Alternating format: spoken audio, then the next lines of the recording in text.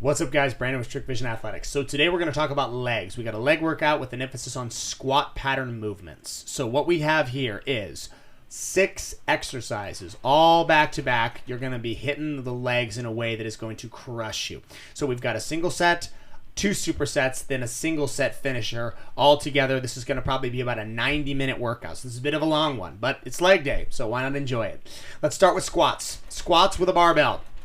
Very standard. Everybody should be able to perform these. If you're somebody who goes to any sort of a gym in America, you should be able to perform squats. If you can't perform squats, go to a different gym. This is one of those exercises where I'm like, yep, if you can't do this, get out of there, go to a gym that you can.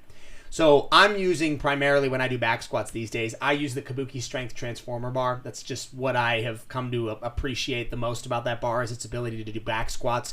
I traditionally don't do straight bar back squats, and honestly, most of the athletes over at Kabuki agree it's not the optimal way to do it. It puts a lot of strain on the shoulders. But if you don't have the Kabuki Strength drop bar, go with the straight bar. It's better than not doing them at all, definitely.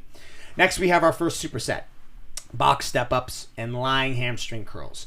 So both of these you should be able to implement inside of your home gym, or excuse me, your commercial gym. Your box step-ups is going to be very standard for all you guys out there. I would start with a 20-incher. Find yourself a 20-inch plyo box. Get yourself some dumbbells in each hand. Step onto that box. Do the same leg for repetition.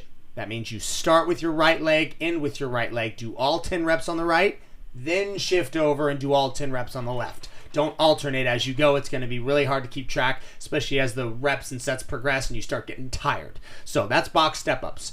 Next, we have lying hamstring curls. Most of your gyms should have a lying hamstring curl machine.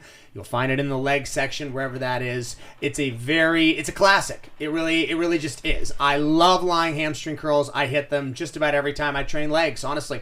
I love them for glutes. I love them for quads, whatever it is that I'm doing. I like to throw in hamstring curls, and lying hamstring curls are probably the most common. So yeah, that's a good one.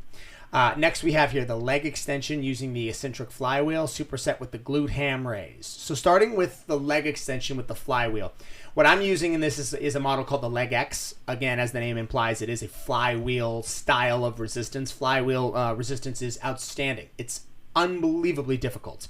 It answers the inertia that I put into my movement. So as I raise my legs up, the wheel will spin and answer me. Based on the power I put in, it will result in power going out. So most of you will not have access to this machine.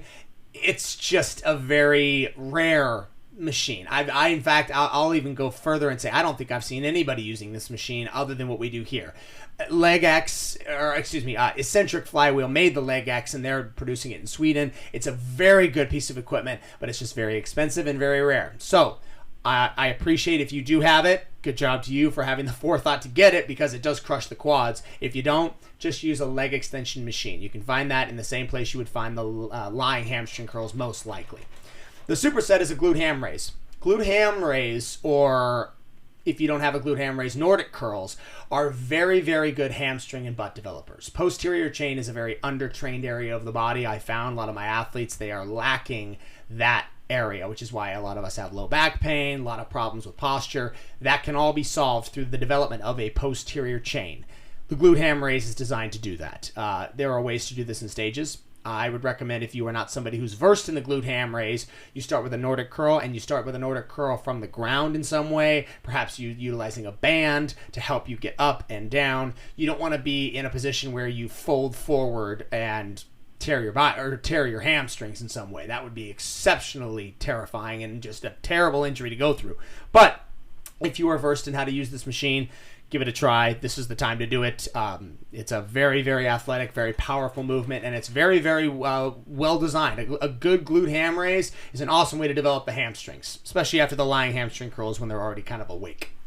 Lastly, we have calf raises. I do my calf raises on a slant board. I use a selectorized machine to add resistance. You can do calf raises in dozens of different ways all throughout the gym. There's a bunch of different machines, sitting, standing, donkey. There's a bunch that you can implement. Find one and do one right here at the end of the workout. Have fun.